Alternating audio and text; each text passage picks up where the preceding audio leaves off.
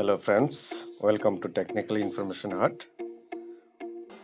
যদি আমার এই ভিডিওটি ভালো লেগে থাকে, subscribe my channel and like, share and comment please. অনেকদিন ধরেই মেসেজ পাচ্ছিলাম যে ডিপ্লোমা ইঞ্জিনিয়ারিং অ্যাডমিশনের সিট সারেন্ডার কী করে করতে হবে এবং যারা যারা সিট সারেন্ডার করেছে তারা কি সেকেন্ড রাউন্ড কাউন্সিলিং সুযোগ পাবে কিনা। চলুন বন্ধুরা দেখে নেই কীভাবে সিট সারেন্ডার করতে হবে। এখানে যে লগ ইন সেকশনটা আছে, আপনাদের রেজিস্ট্রেশনের সময় যেই ক্রেডেনশিয়াল দিয়ে আপনারা রেজিস্ট্রেশন করেছেন সেই রেজিস্ট্রেশন আইডি পাসওয়ার্ড দিয়ে আবার লগ ইন করতে হবে। লগ ইন করার পর আপনাদের সারেন্ডারের অপশনটা আসবে। তো যারা যারা সিট সারেন্ডার করেছেন তাদেরকে বলছি যে ফার্স্ট রাউন্ড কাউন্সিলিংয়ের আগেই যেই নোটিফিকেশন জারি করেছিল ডাইরেক্টরেট অফ হায়ার এডুকেশন থেকে, সেই নোটিফিকেশন ক্লিয়ারলি বলে দেওয়া হয়েছিল। আমরা দেখে নিই এখানে নোটিফিকেশনের কিছু part.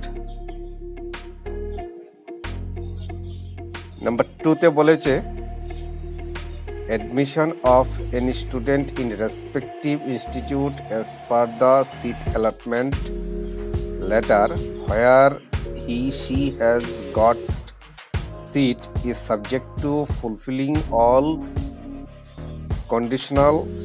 conditions set by that respective institutes.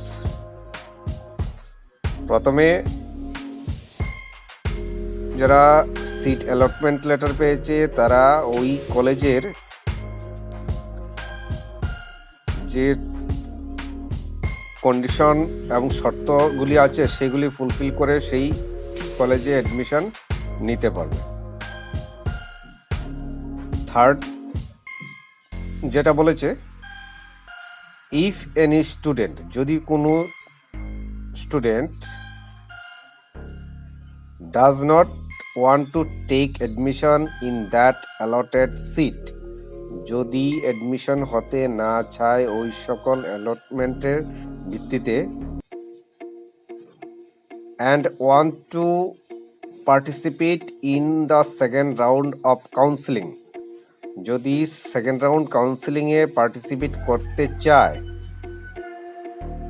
in that case student has to surrender the seat, তাদের স্টুডেন্টদেরকে তাদের সিট সারেন্ডার করতে হবে, সে কথাটাই বলেছে।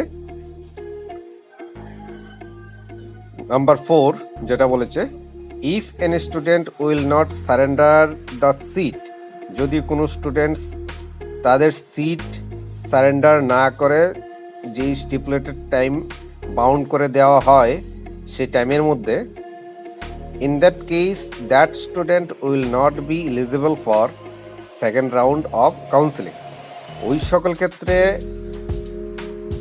সেকেন্ড রাউন্ড কাউন্সিলিংয়ের জন্য তাদেরকে সুযোগ দেওয়া হবে না।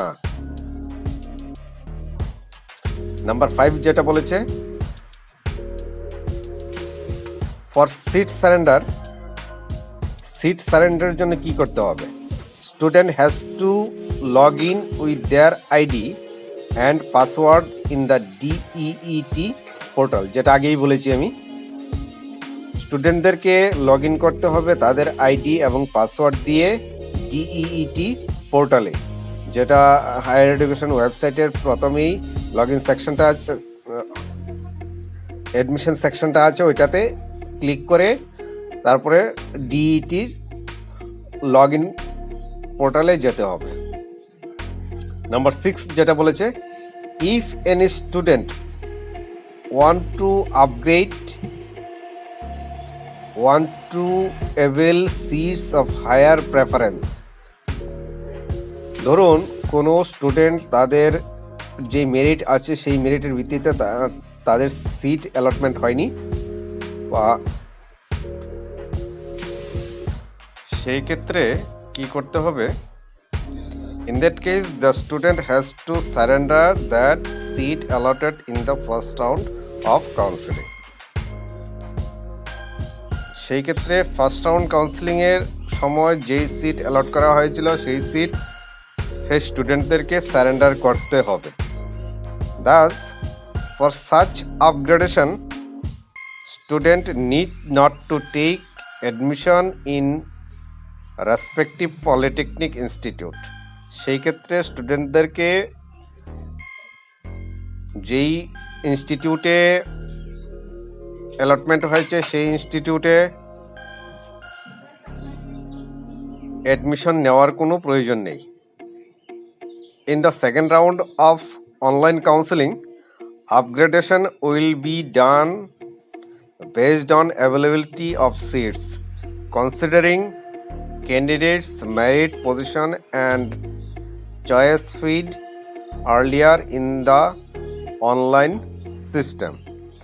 সেই ক্ষেত্রে যে জিনিসগুলি দেখা হবে সেকেন্ড রাউন্ড কাউন্সিলিংয়ের সময়, আপগ্রেডেশন করা হবে এই ভিত্তিতে যদি তাদের মেরিট পজিশন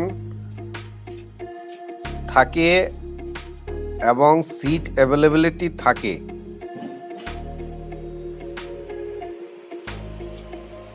তাছাড়া চয়েস ফিডিংয়ের সময় যেই চয়েসগুলি দেওয়া হয়েছিল সেই ভিত্তিতে যদি সিট অ্যাভেলেবিলিটি থাকে তখনই আপগ্রেডেশন সম্ভব হবে।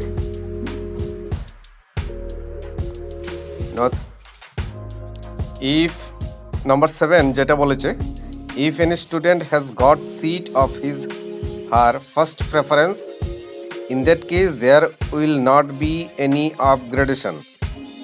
যদি ফার্স্ট প্রেফারেন্সের ভিত্তিতে কোনো স্টুডেন্ট তাদের সিট অ্যালটমেন্ট হয়ে থাকে সেই ক্ষেত্রে কোনো ধরনের আপগ্রেডেশন হবে না।